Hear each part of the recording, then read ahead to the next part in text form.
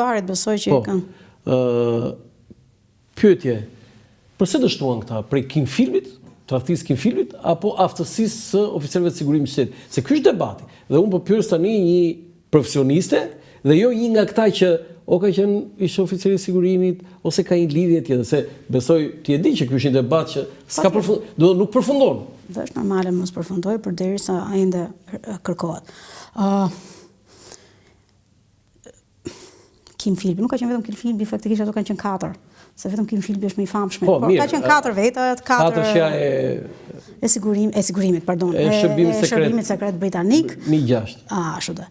M5, M6, por këta nuk është vetëm në Shqipëri. Domethënë ka pasur ky back roll operation i CIA-s dhe i britanikëve kryesisht me njerëz nga vendet ku të desantoheshin në kuadër të luftës së ftohtë. Është një operacion i menduar gjatë luftës së ftohtë për të angazhuar pra frontin anti-bolshevik.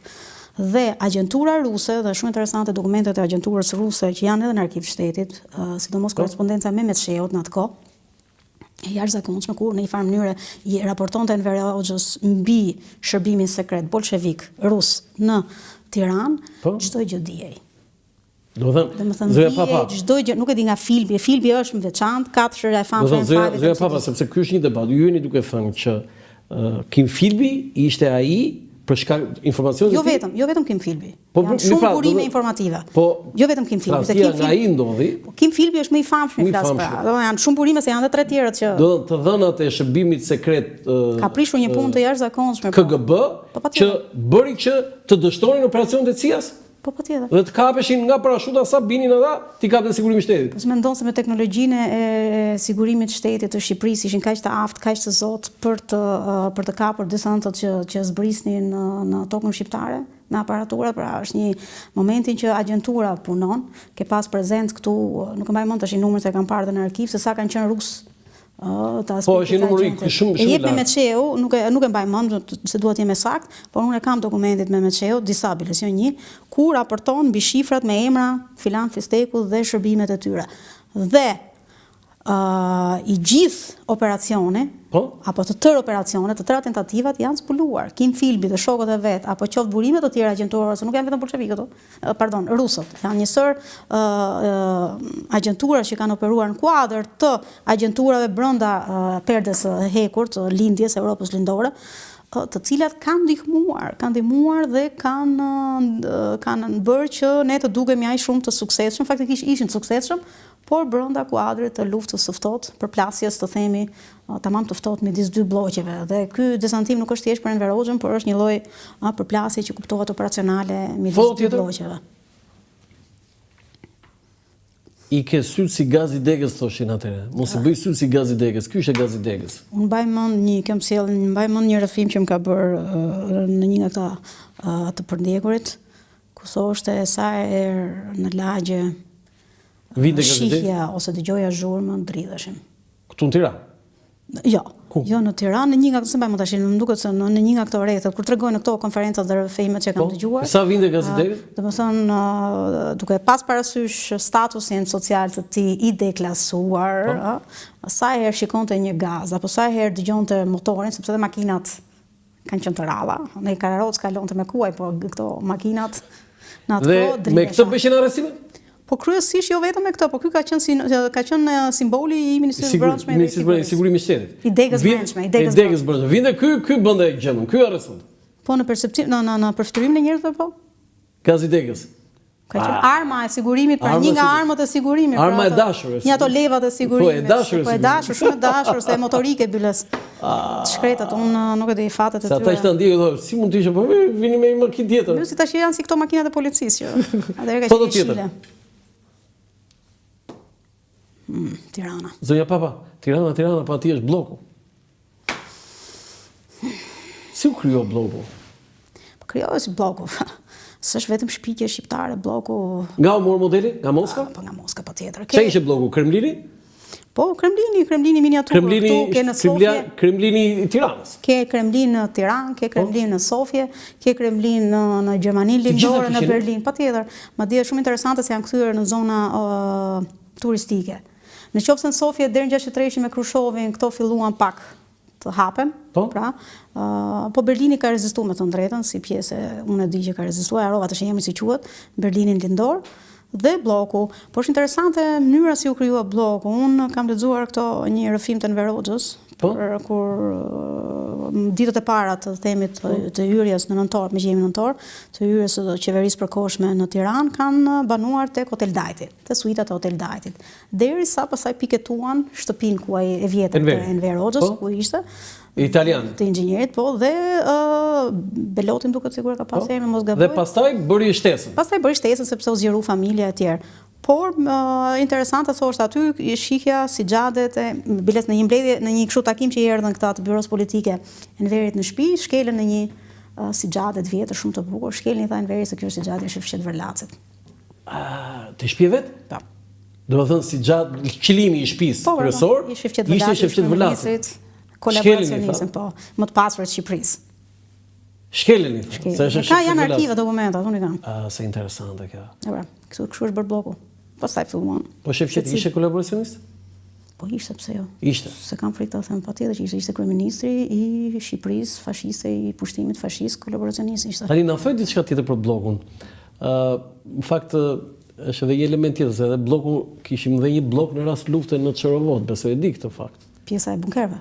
Jo, edhe bloku, ku do rrinte Enver Hoxha. Patjetër, po në Dajt atje, po ka kudo, në gjithë Shqipëria. Po jo, aty ishte bloku, po i vogël në Çorovod. Tani këtu, si funksionon bloku? Për ata që nuk e di se unë e di. Po një zonë, domethënë bloku është aty ku tash të rinjt kanë qejf të argëtohen. Në atë kohë ishte ndaluar të futesh. Dhe aty ku çojmë sot turistat, që i tregojmë shtëpinë Enver Hoxhës, të cilën shqiptarët ende sot e kësaj dite duhet marrin leje ose duhet ketë në një event për kryesisht për të huajt ambasadorët apo në një shfaqje. Okej, po ti e shpjegojmë aty që na ndjekin. Zëja papa, domethënë këtu nuk lejohet të kaloje. Nuk lejohet. Unë e mbaj më të mirë. Ti e mban më, aty ishte ushtar me armë. Ka qenë ushtar, një zonë postoblok, tamam postobloku ku është ai memoriali i hapur që e kanë lënë. Po ja, mua aty të cek. E kanë lënë mëshirë të fatit. Aty kishte ushtar. Aty kishte ushtar dhe gjithë përreth, e gjithë zona. Ishte rrethuar me ushtar. E gjithë zona. Dhe aty jetonte gjithë udhëheqja komuniste. Aty jetonin kryesisht antarë të byros politike ose sekretarë të komitetit kryesor të komitetit qendror në dijenin time. Jo, nuk ishin gjithë, se kishte rezidenca për shembull ku është Artigjanoja sot ose te Rrugica Salës. Kishte domethënë gjithë vilat më të mira të Tiranës. I morën ata. I hoqën pronarët, i shpronsuan dhe akomoduan njerëz të qeverisë. Po këtu kush ishte Enver Hoxha? Mehmet Sheu?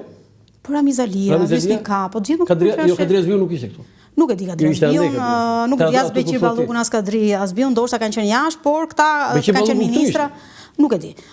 Por këto i di kryesorët, madje shtëpia Mehmet Sheu. Koçizoze kishin gjithë me Enver Hoxhën dhe ai e pa kurrë. Pastaj u zëvendësu.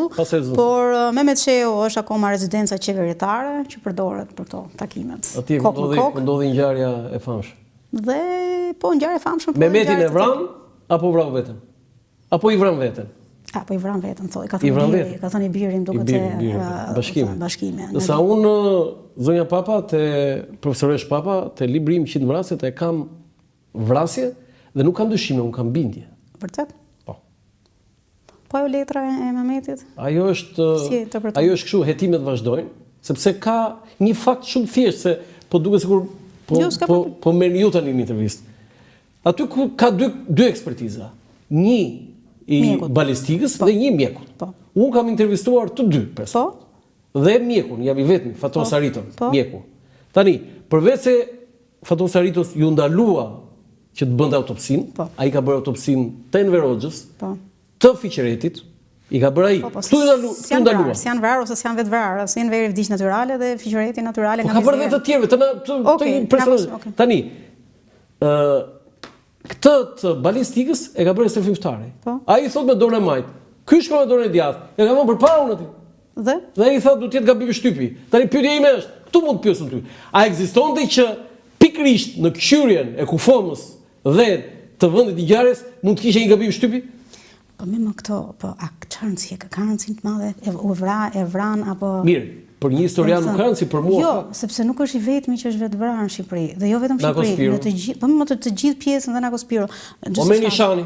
Që s'njeh fare, thamë vdekjen e Këto janë raste që Stephen Kotkin, që është biografi, është jashtëzakonshëm, është biografi Stalinit, po boton vëllimin e tretë jetës Stalinit, pjesa e fundit deri vdekjes, jep në sa raste të eksponentëve të lartë të Partisë Komuniste Bolshevike, të Partisë Bolshevike Ruse, Bashkimin Sovjetik, që kanë vrarë veten.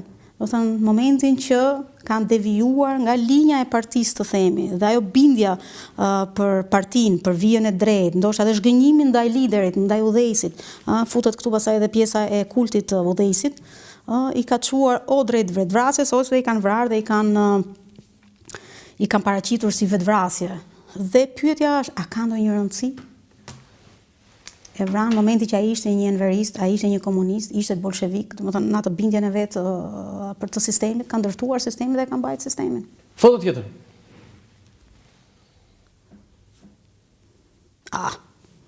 Radha Vajgurë, Si mund të lija unë Trisja Enriqueta Papre mos i vija një radha e Vajgurit? ka mbajtur radhë të tillë, po. Ke mbajtur, Po, s'kam Sa vjeç ishe? Po ja, se ka qenë që nga 10 vjeç që kur mba filloja të ndërgjegjësohesha që isha aftë, ti tregoja prindërve që i ndihmoja, po patjetër, Ke qenë radhë Vajguri? Kam qenë radhë E Vajguri. sa ta ishe kur vajte që të kujtohet? Jo, mendoj Po që shumë ja kështu bidon sa të thotë se nuk e di kuptoj këtu radhash atje, po do të nga çik atje ndoshta- fillon? Po ndoshta edhe çik më këtej. Po jo, ku patjetër s'duket që nga vazhdon, po ekrani. bidon gjithë bidon. Ai bidoni i metalt, kështu i aluminit, Shikoj një çik radha. ç'a vëre, asnjë nuk i ngjan tjetrit.